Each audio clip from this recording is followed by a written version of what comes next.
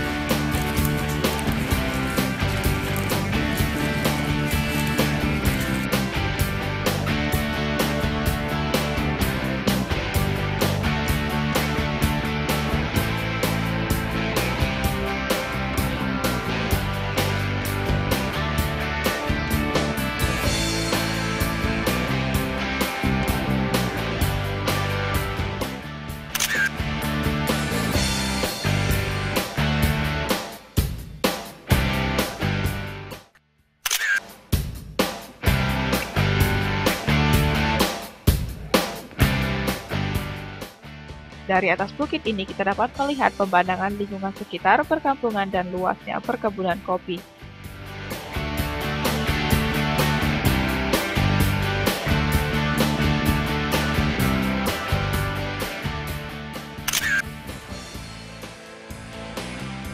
Bukit Ndu selain dari wisata alam juga wisata sejarah karena tempat tinggalnya Ciputri dan Gading Cempaka, dan di sana juga Ciputri terpikat ataupun tertarik dengan siluman karena perkenalan siluman dengan Ciputri di puncak Bukit Endu tempat tinggalnya, sehingga Ciputri akhirnya menikah dengan siluman Ulu Ridwati. Nah, sewaktu saudara-saudaranya dari kerajaan Sungai Limau menjemput Ciputri dan Gading Cempaka, tapi sayangnya Ciputri sudah terpikat dengan siluman Ulu Ridwati. Gading Cempaka dapat dibujuk dan diajak kembali lagi ke kerajaan Sungai Limau Bengkulu. Di sisi lain, lereng Bukit Endu sangat cocok untuk olahraga panjat tebing karena sangat curam ataupun terjal, sangat menarik bagi olahraga pemanjat tebing dan juga bisa dijangkau oleh para wisata pemanjat tebing ataupun pendaki gunung.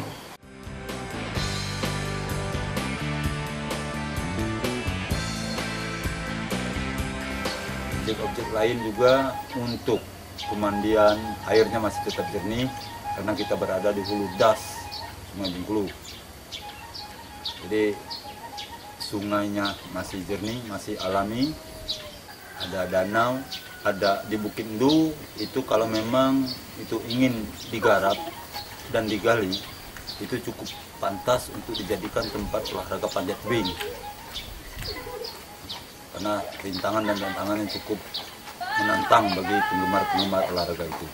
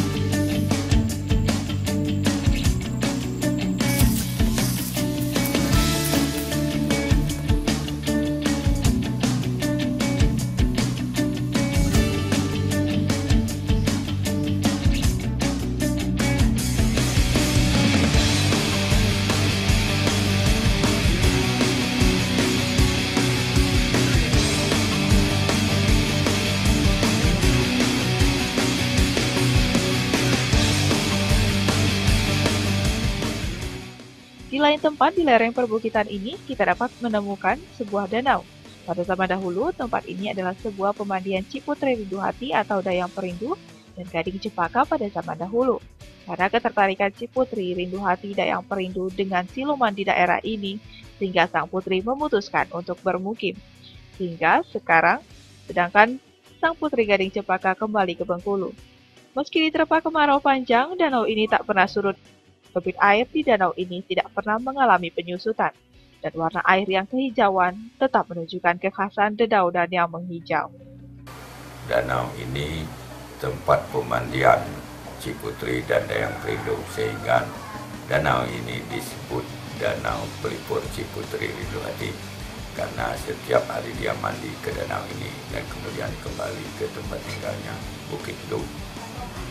Keanehan dari danau ini, walaupun musim kemarau atau musim hujan, airnya tetap jernih dan hijau dan tidak pula kelihatan menambah atau menyusut.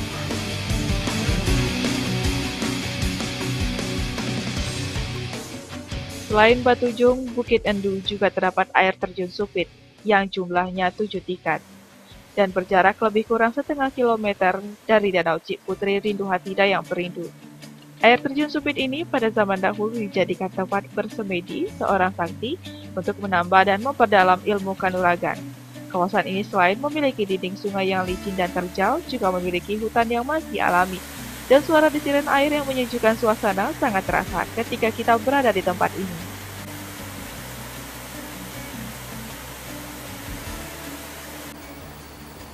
Tidak jauh dari danau terdapat air terjun Sumpit, artinya sempit, karena dinding-dinding dari air terjun ini terdapat sangat terjal dan juga licin.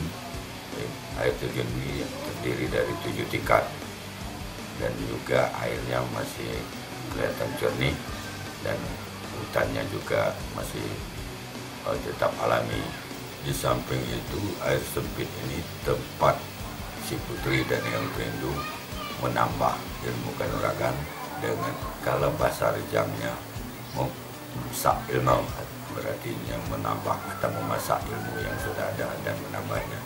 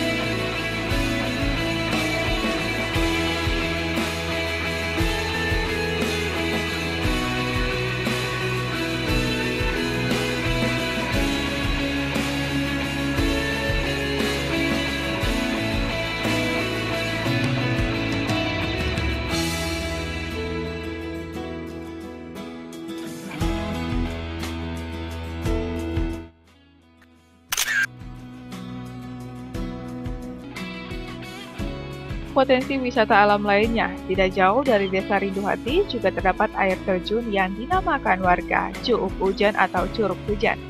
Biasanya pada hari-hari tertentu seperti hari libur dan hari besar, banyak didatangi oleh pengunjung. Melihat banyaknya potensi wisata alam dan wisata sejarah yang terdapat di Desa Rindu Hati, masyarakat Desa Rindu Hati bersama Yayasan Ulayat Bengkulu berusaha menggali potensi wisata alam dan wisata sejarah tersebut sehingga ke depannya dapat mengoptimalkan wisata alam dan wisata sejarah. Letak lokasi air terjun ini dari Desa Rindu Hati hanya berjarak 500 meter. Meskipun air terjun ini terletak di kawasan perkebunan kopi milik warga, namun keindahan pepohonan di sepanjang sungai tetap terjaga dengan baik sehingga menghasilkan suasana yang sejuk dan nyaman.